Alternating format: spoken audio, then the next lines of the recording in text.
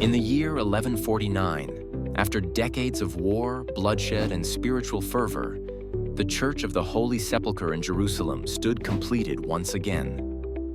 To many, it wasn't just a building. It was the most sacred site in all of Christendom, believed to encompass both the hill of Golgotha, where Jesus was crucified, and the tomb where he was buried and resurrected. The Crusaders, who had seized Jerusalem in 1099 during the First Crusade, took it upon themselves to rebuild the church, not merely as an act of devotion, but as a bold declaration. Christianity had returned to its holy ground. The reconstruction, completed in 1149, was a monumental task combining Romanesque design, military symbolism, and spiritual gravitas. By the mid-12th century, the Crusader kingdom of Jerusalem was at its height, and the completion of the church became the architectural jewel of the Latin kingdom. European knights, pilgrims, and clergy came from all corners of the continent to witness its grandeur. For many, just touching the church's stone walls was considered a blessing of a lifetime. But this was more than a religious revival. It was a symbol of power. The Crusaders wanted to show permanence in a city that had changed hands countless times.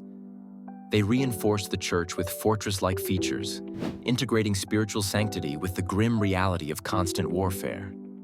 In a land defined by conflict, even holiness had to be defended with stone and sword. Inside the newly rebuilt church, one could feel the blend of reverence and defiance. Massive columns, dim torchlight, and the scent of incense carried echoes of Gregorian chants and distant prayers. Crusader kings were even crowned here, as if the church itself could pass on divine legitimacy. Yet beneath the church's splendor lay centuries of layers, Byzantine, Roman, and even earlier. It had been destroyed and rebuilt more than once.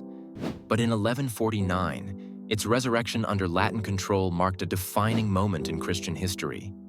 It wasn't just about stonework. It was about reclaiming spiritual identity in a turbulent world. The reconstruction also changed the experience of pilgrimage.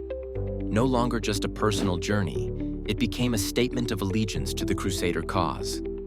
Pilgrims came not only to pray, but to see the handiwork of their warrior brothers who had bled for the chance to build it.